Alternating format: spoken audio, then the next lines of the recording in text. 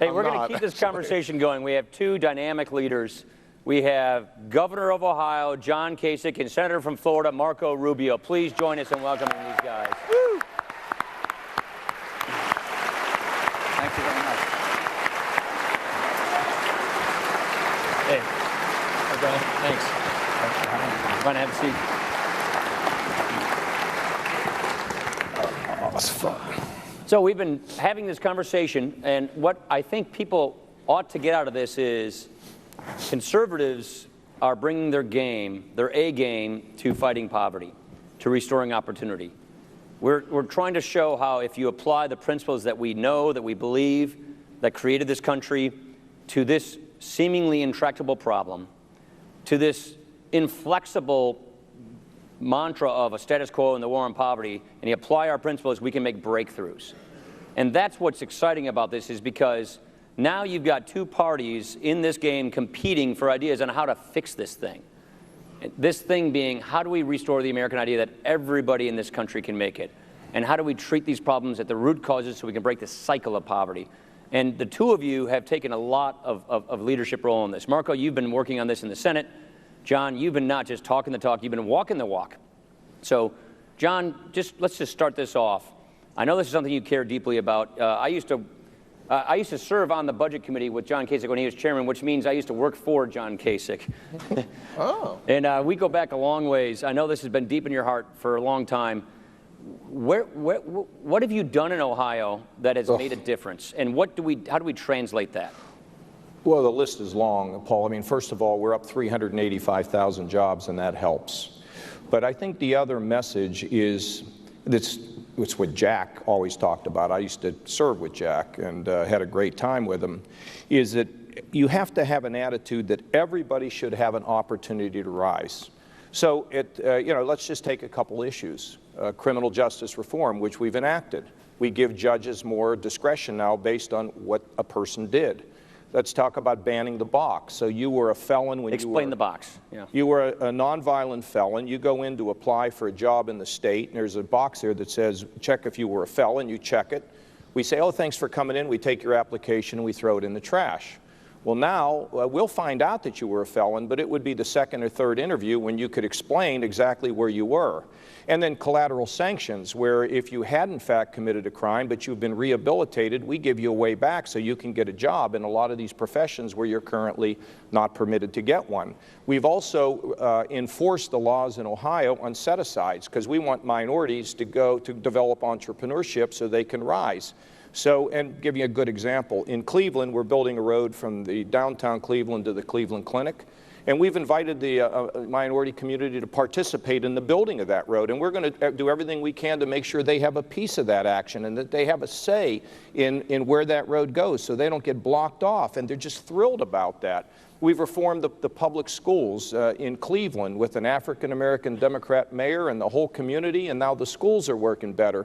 And that was a big, big lift. So all these things, and there's many, many more, the programs we're doing to rehab people on drugs. We have a program in our prisons now where we have moved our addiction services into the prisons and then release those folks into the community where they're supervised, and the recidivism rate is less than 20%. That's a miracle.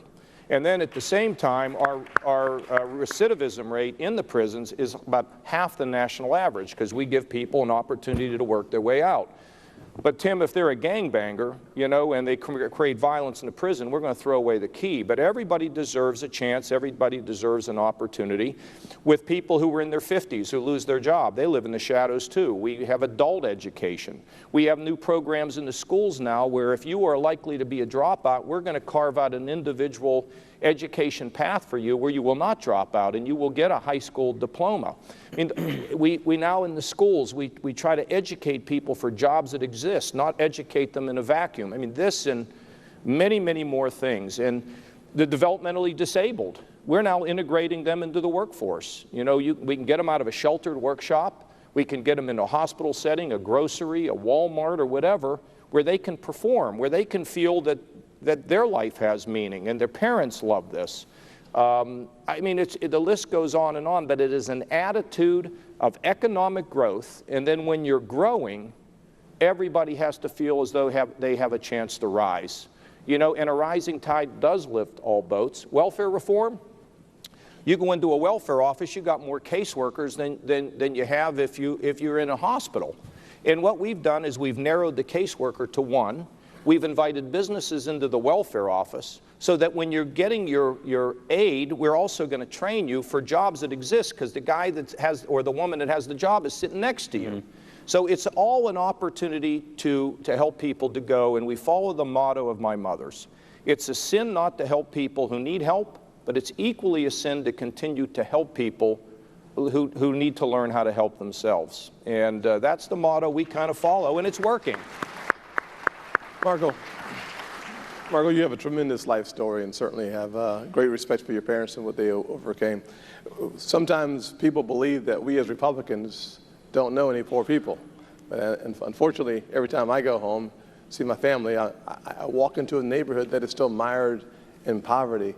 And what I hear in the neighborhoods when I go see my grandfather every week is not requests for more government assistance. It's a leg up. It's more training, more education. Yeah. Empowering the individual seems to be the solution.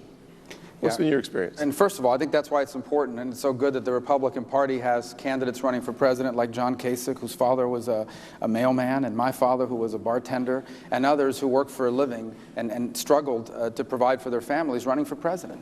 Because one thing is to read about these things, another is to live them, as John has, as I have, as you have, as Paul has as well in their lives. This is important. And let me just back up and say, John Kasich just described the things they're doing in the state. One of the things I hope we do at the federal government is find more ways to take all the money we spend on anti-poverty and turn them over to John Kasich and governors like that at the state level so that they can make a difference. Yeah, I think they probably support block granting, it sounds like, something like that. So, Marco, you have you did this Flex Fund program, and so you've taken this issue on quite a bit, and one of the things that you did was to propose taking the strings at the federal level off and getting them back to the states so that we can have what you call flex funds. That's similar to the opportunity grant that we've made proposals for. Because you saw the innovation. Tell us how the flex fund works. Tell us how that what it would do is it would take works. federal anti-poverty money and turn it over to states and local communities. The innovation's never going to come from the federal government. John, you've been involved at the state and the federal level. You know that only at the state level are you going to get, at the state and local level, are you get the kind of innovations that we see described here today in Ohio and in other states across the country. By the way, Marco, when you went to college in the 70s, it's always good for a nice protest every once in a while.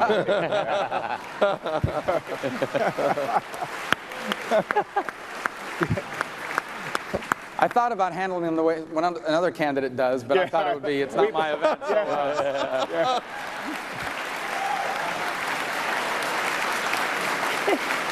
And you know what? I don't want to take over here, but let me just tell you. You're trying to. Because I was on television this morning. We have 41 minutes. I saw a crowd booing this woman who was being escorted. That's not the spirit of Jack Kemp. I mean, we are people that can tolerate differences and respect people, and this was just nonsense. And that is not the Republican Party. I'm sorry, Marco. No, thank you. And back to Marco.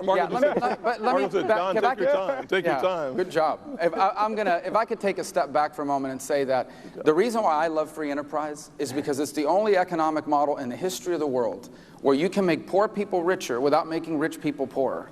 In essence, it allows everyone to move ahead. Yeah, okay? I like that. Good. So in a free enterprise economy, if there is poverty, it is because there has been an impediment to allowing free enterprise to work in people's lives. And we face a lot of those impediments in the 21st century, and that's what the block granting or the opportunity fund that you talked about, the flex fund that I've talked about, is designed to eliminate. For example, if you are a child born into a broken family, in an unstable home, in a dangerous neighborhood, in substandard housing, in a school that's failing in your community, where the people on the street corners are drug dealers or not good role models, you've got 6 strikes against you. Unless something dramatic happens to shake up that dynamic, statistics say you are going to struggle to get ahead. And so we need to be focusing our assistance on breaking that model. Right. And again, I don't think you're ever going to get that from the federal government. There is no way the federal government can design innovative and creative programs in a one-size-fits-all approach that fits the entire country. So I think it behooves us to say we care about poverty, and we care so much that we are going to make the funds available to those out there who know how to make a difference at the state and local level. And I got to tell you, the difference depends on where you are in life. We have in this country the problem I just described. We have non-traditional students. And you also talked about job training. This is an important part of it. People in their 20s and 30s. Take the example of a single mother who makes $10 an hour as a receptionist, and she's raising 2 kids on her own. The only way she's ever going to get a raise...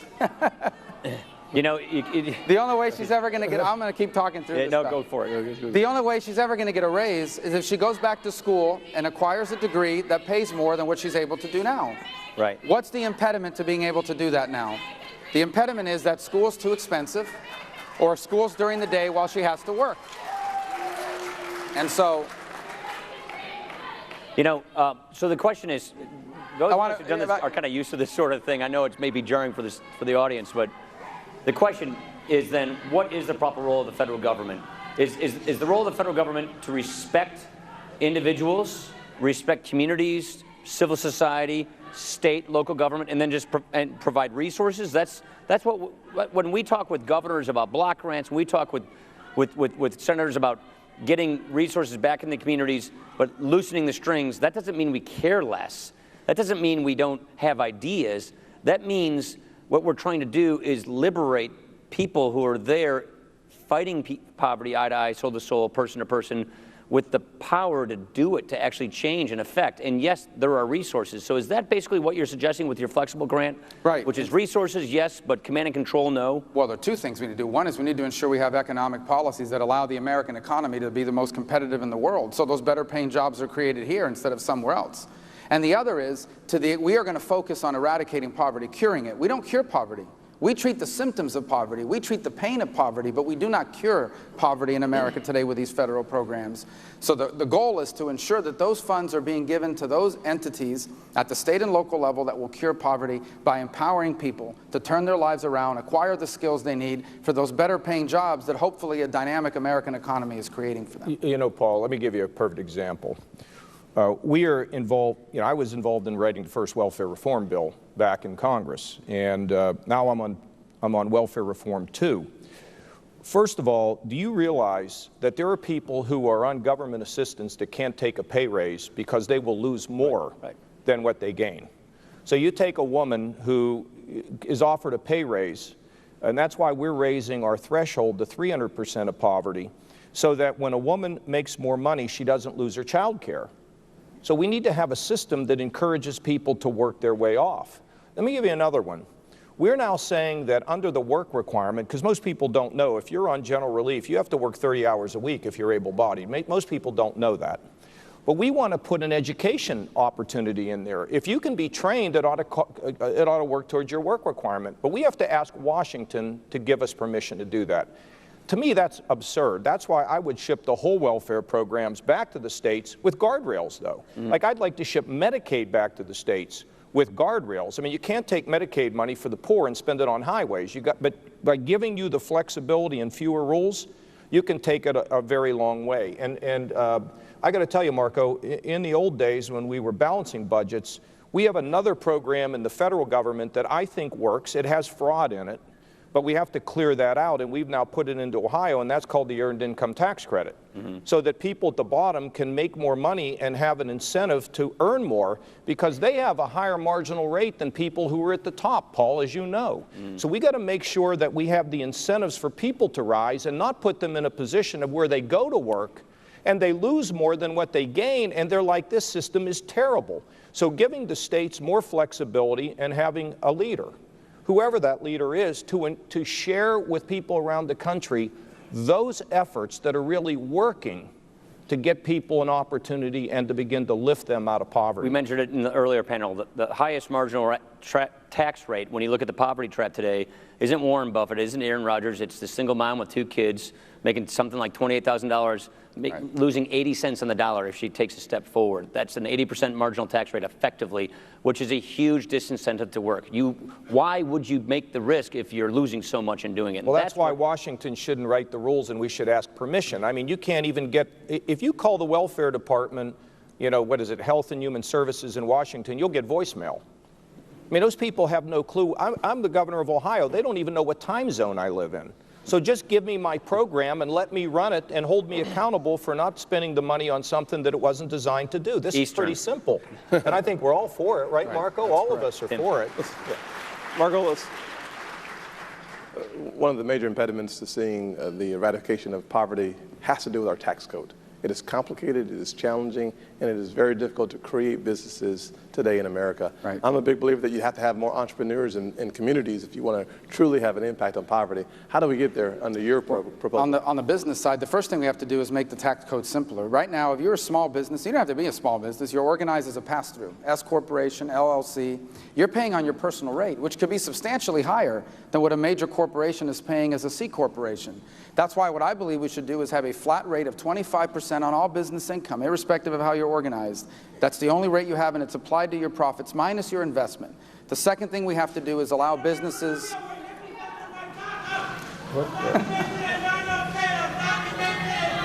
I'll let them go. We're going to enforce our immigration laws, guys. We're going to be...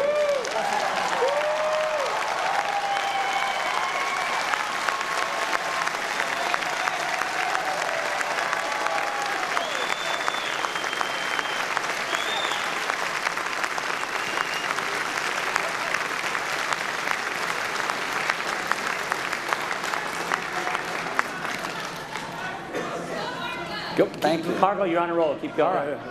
So the second thing is you have to allow businesses to fully and immediately expense everything they invest in their business. A big business can afford to, write that off over a number of years. A small or a starting business, the ability to fully write off that expense in that given tax year is critical for their survival and be able to move forward. That will make America a more attractive place for people to invest.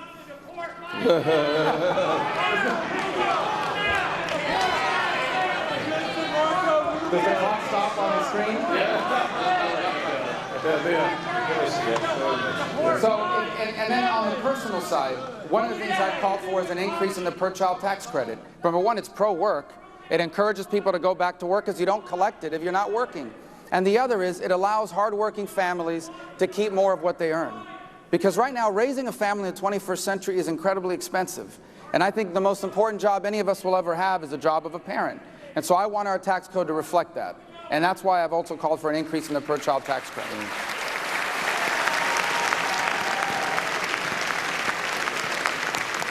Tim, I think, first of all, if there are any more protesters out here, I think we got the point. And if do it when Kasich speaks. And if you keep, no.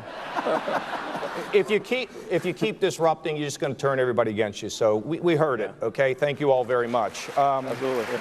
Now,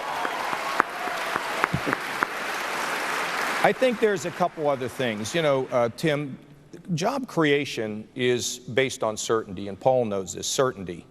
If you have a rickety financial system, businesses say, what's going to happen to me? If you have taxes going up, businesses are saying, oh, well, wait a minute, what's that going to mean for me? And here's another element, regulation, because regulation is what really kills a small business. Yep. I mean, we're in danger because of Dodd-Frank, of losing community banks. And, we all love the show Cheers because everybody knew our name.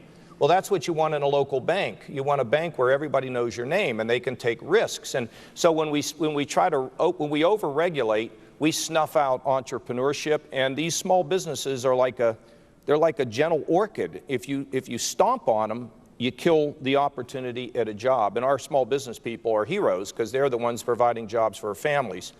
That's why we need to, I believe, freeze all federal regulations, and then we need to, for a year, and then we need to review them all and get rid of the dumb ones. We do that in Ohio right now. We have a lot of dumb ones coming through. Yeah, secondly, but Paul, Congress should be voting on this stuff. I don't understand how the bureaucracy continues to put on regs. You guys got to knock it down. Well, if you want to give me that. So we found a way, teaming up with the House and the Senate, because they have this goofy rule called the filibuster over there. Yeah. No offense, guys, but we found a way through the Congressional Review Act, something you and I worked on in the early days, to get around that filibuster. So we're going to have an EPA vote on the waters of the USA. We've got other votes coming up. We're going to put them on the president's desk. He'll probably veto them, but we will show where we stand and where he stands on strangulating this economy with these regulations. So regulation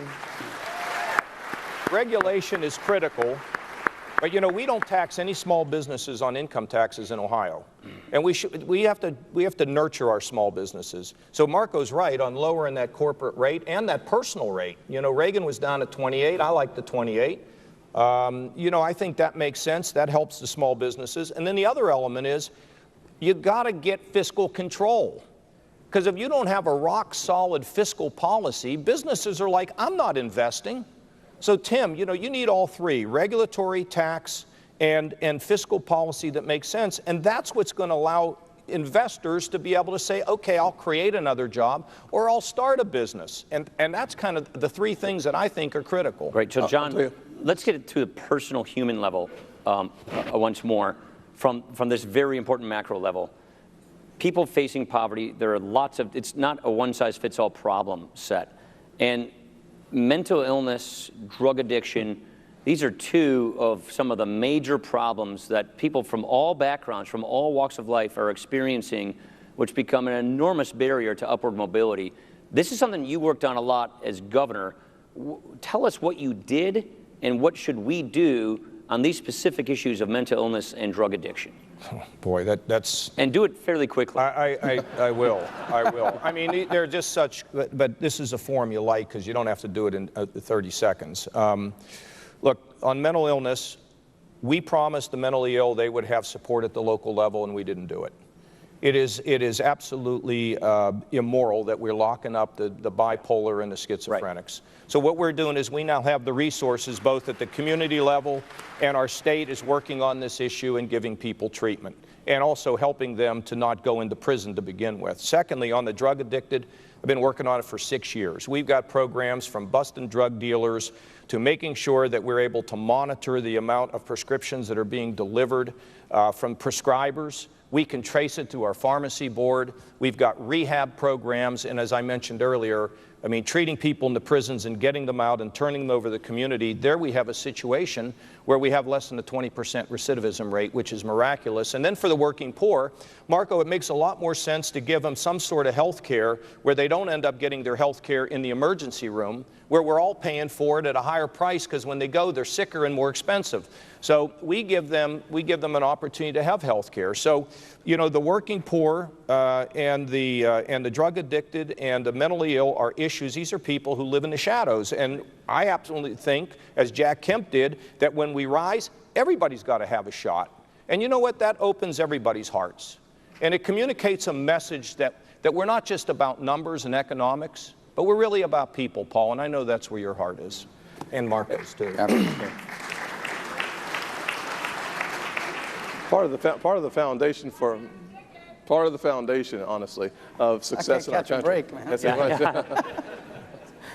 part of the foundation of success in the country, without any question, is making sure that kids have access to a quality education. Absolutely. And I know that we have had many conversations in the Senate about how we get there, and there's no doubt that the larger the role of the federal government, the fewer opportunities for kids throughout America. How do we reverse that? Well, first of all, I strongly believe that K-12 system belongs squarely and solely in the hands of state and local communities, that we don't need a national school board. That's right.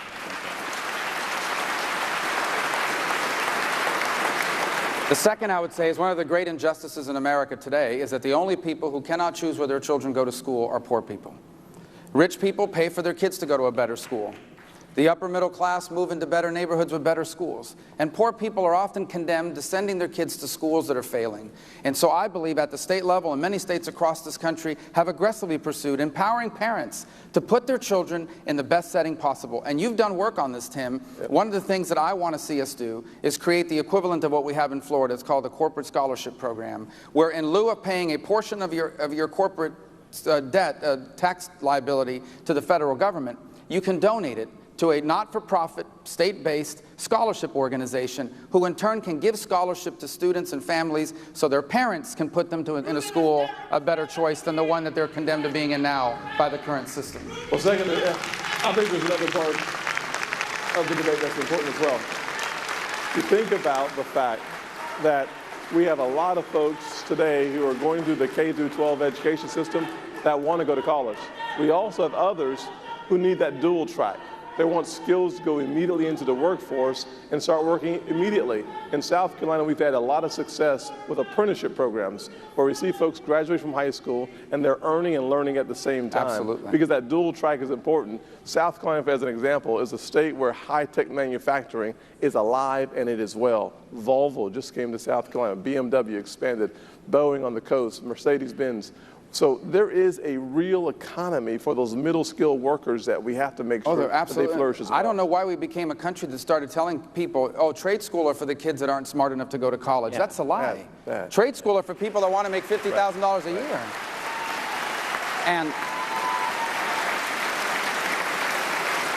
And there are many local school districts in Ohio and South Carolina and Florida and others that are doing a great job of providing that. And then there are some that don't have that. So I think if you are a student and you're 15 or 16 years old and you've decided, I want to be a welder, I want to be a car technician, an airplane mechanic, and there isn't a program available for you to do it, I want us to open up Pell Grant so that you can use it even before you graduate high school. You can use it to go to high school in the morning and then the local community college in the afternoon and acquire a skill. And when you graduate, you're not just getting a high school diploma. You are certified to work as a welder, a plumber, a pipe fitter.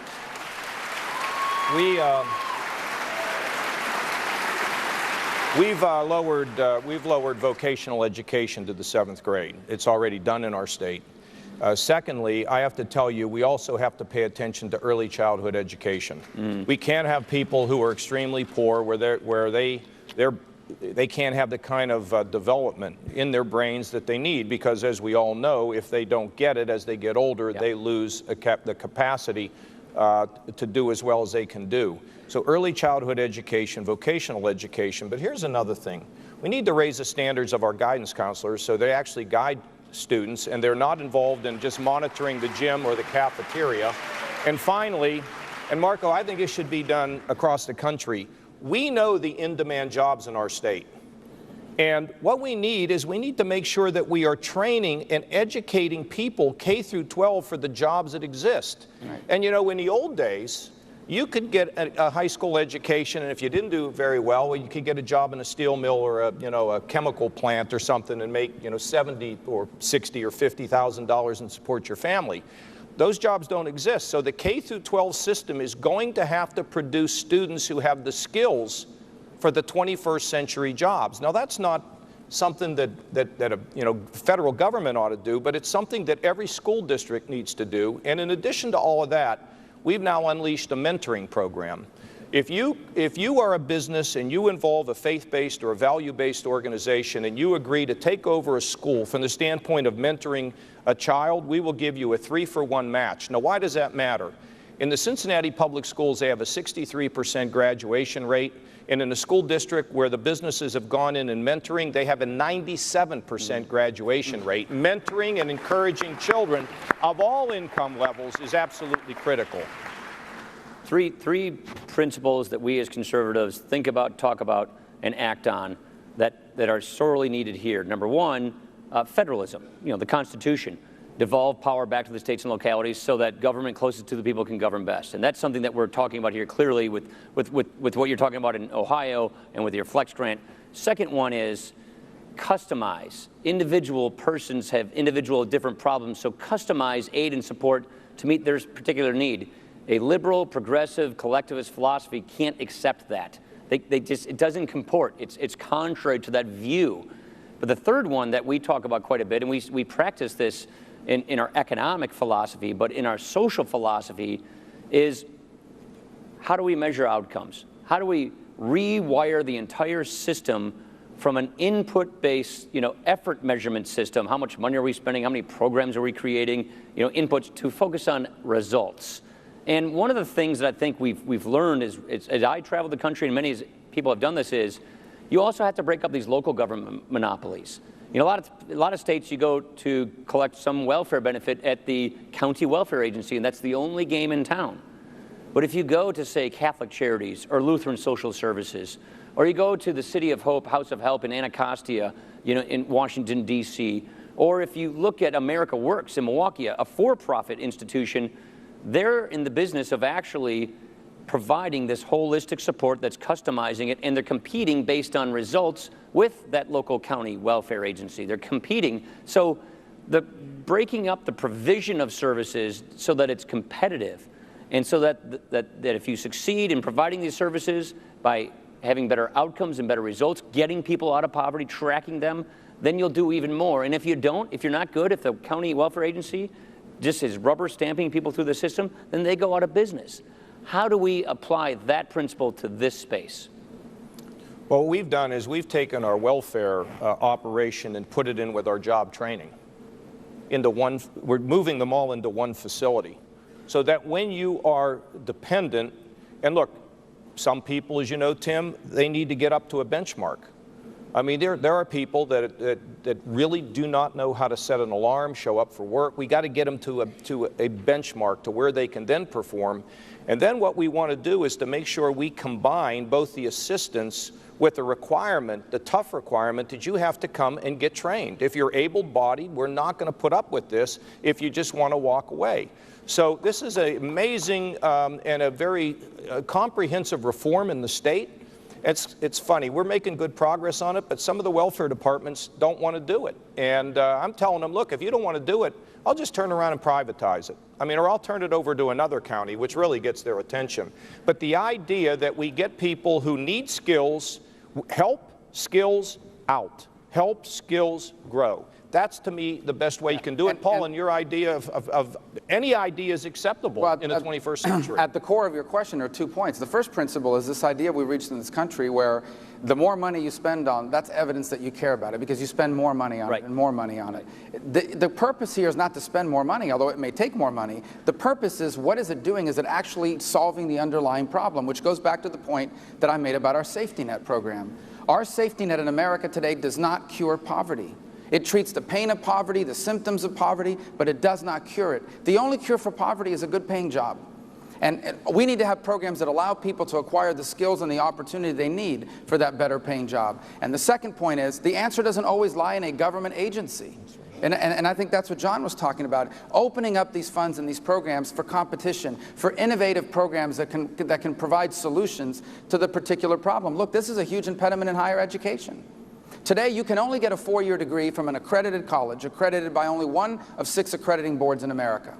Meanwhile, we have dozens of high-quality learning programs that you can learn in a self-directed way. You can get credit for what you've learned through work experience, military experience, life experience, self-directed online coursework. You should be allowed to package all of that learning into basically the equivalent of a degree or a certificate program. And what's standing in the way of it is an outdated and outmoded accrediting model. Yeah, so this is our challenge. This is what I see as the fight that is coming. Because we're going to engage with our principles and offer better ideas for the way forward in cracking the code, actually tackling the root cause of poverty, winning the war on poverty, we're going to have to confront all of these monopolies, all of these status quo monopolies. That, as Bob says, it's the poverty industrial complex, it's the accreditation. So what do you think, Marco, is the key to taking on these monopolies, decentralizing power, and injecting competition for results so that we actually can crack this code? Well, I think it begins by convincing people that you actually care about what they're going through. Because what the other side is going to say is the Republicans, the conservatives, they're just looking to gut the anti-poverty programs. They don't want to fund our particular government agency the way it's been funded traditionally. That means they don't care about people like you. And that's why the work you've done, and you've done, Tim, and you've done, John, and this we're doing here today is so critical. If you don't talk about what people are going through, they don't think you care about people like them.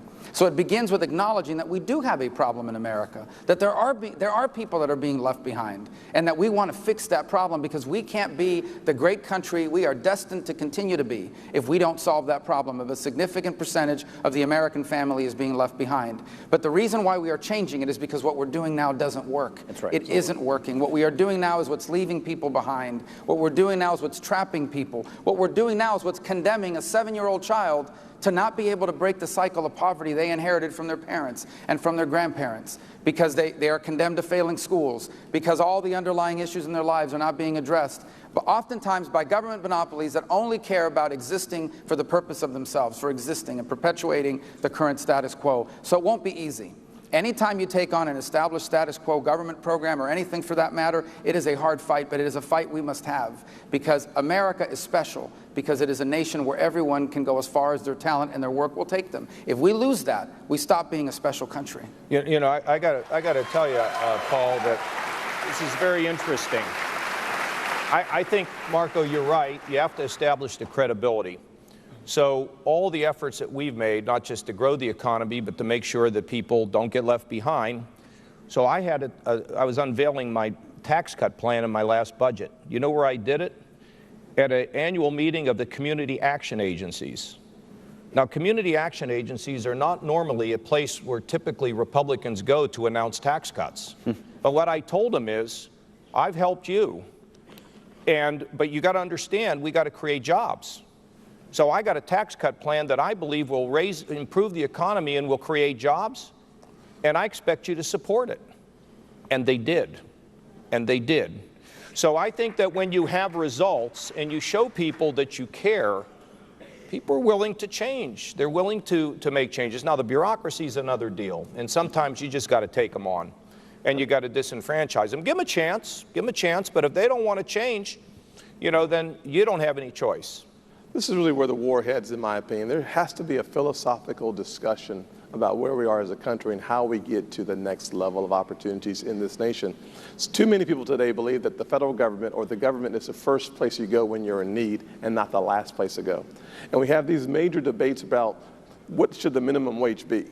And frankly, when we have those types of debates on the minimum wage, the poorest workers lose when we increase that minimum wage. And when you're looking for that good job, without the access to the skill set that you typically get at your entry-level jobs, you're stuck. You're taking rungs out of the bottom of the ladder, so it makes it even more difficult to climb up that ladder. Yeah, that's exactly right. And so I think look, well, the first thing we have to explain and be very clear about is that what we want is a country where everyone has a chance, without any sort of outside interference, has a chance to go as far as their talent and their work will take them. The impediments that people face to that are different, and we've got to address those different issues. One of them is skills. You talked about the minimum wage for a moment. In this era of automation, the minimum wage is a threat to jobs, because if you make a person more expensive than a machine, you're only going to accelerate automation. In the fast food industry, most of the national fast food chains will be fully automated at some point. You're only going to make that happen faster.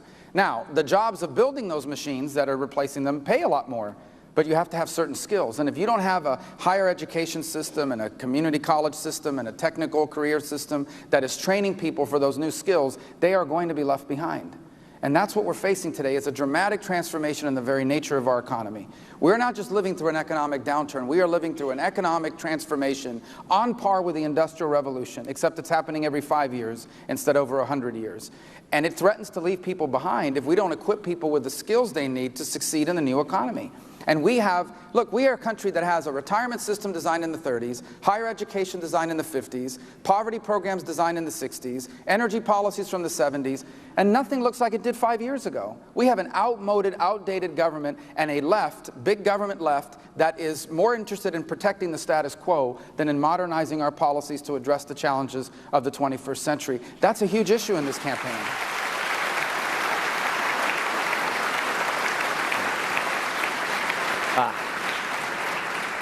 One of the things that I found just so profound is just going out, using, like my mom says, I've got 2 ears, 1 mouth, using them in that proportion, going out and just watching people struggle, listening to what they've done, and seeing, that's what some of these videos you'll see, seeing these incredible stories of people overcoming amazing adversity. And that's the best lesson there is, seeing what other people have done. And then our job as policymakers is to get behind them so that we can empower more of this. Name, who is a person that you know that fell on hard times, that was in destitution, that went through a struggle, and that really succeeded, that really flourished, that found their potential? Who is the person you know that did that, and why do you think they were able to make it? You know, I just had 2 in New Hampshire, Marco. One, I went to this forum on drug addiction. In 1998 or 1999, I don't remember, I wrote a book called Courage is Contagious, and it was a story of ordinary people who do extraordinary things. And one of the people in the book was a young lady who went to a university, and I met her at the university. She and her mother lived in a car, and her mother was an addict. And I met her at Princeton. I don't even know how you apply to Princeton when you're living in a car because you're homeless. And I hadn't seen her. She'd traveled with me on a book tour. I hadn't seen her in 20 years. I saw her in New Hampshire. She's now running one of the national anti-drug programs in America. And then the other day, a woman who had been human trafficked, she busted out of it. She's now running human trafficking on the national level, or else in New Hampshire. What happened? Lord's got a lot of miracles, and we're not running out of them. There's one out there for somebody else. So it's determination, it's grit, it's not allowing yourself to be defined as a victim, right? I mean, when we were kids, our parents taught us, when you get knocked down, you get back up again. I mean, all four of us sitting up here operate under that philosophy. But there's also this, I happen to believe that the power of faith really makes a difference. That you were created for a purpose. That the Lord expects you to carry out a mission to help heal the world. And when I looked at these two women, I mean, they're miracles, and I pointed to everybody in the room. You look at this. If you don't believe in miracles, if you don't believe in the power of the Lord, look at these people's lives.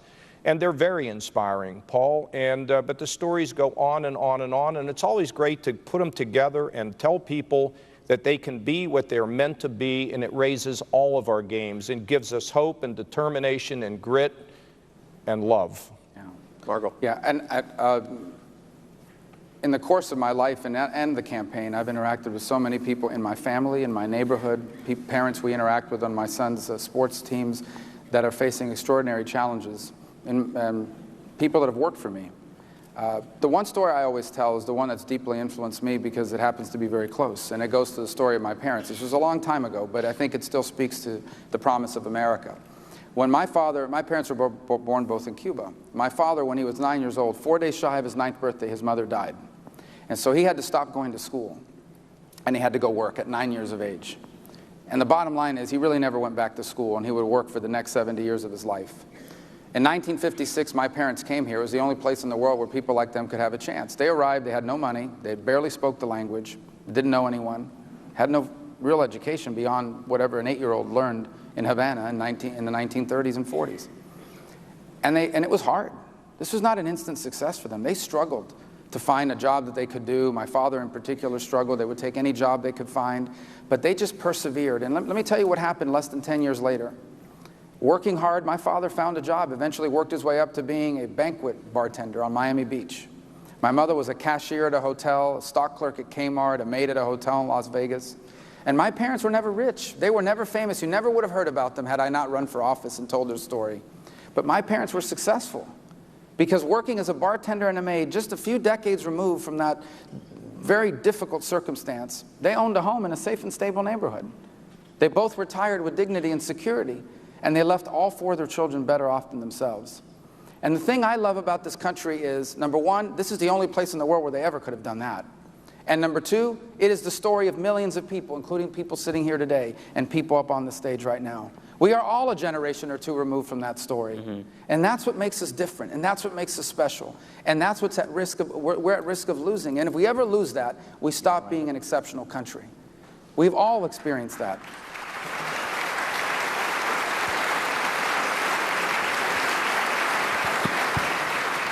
Well, ladies and gentlemen, we have about 22 seconds left. Well, it looks like we wore out the protesters. I'll tell you what. Yeah. Well, they have 16 seconds left, don't know. Let's not encourage them, just in case.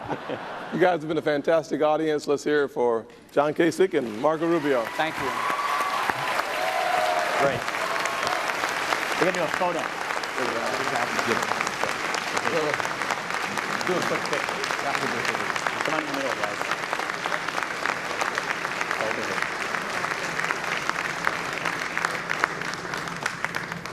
Good. Got it? All right. That's enough. Thanks, guys. Thanks, guys.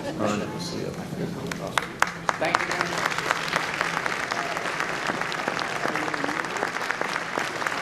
Good job. Thank you all. Appreciate it.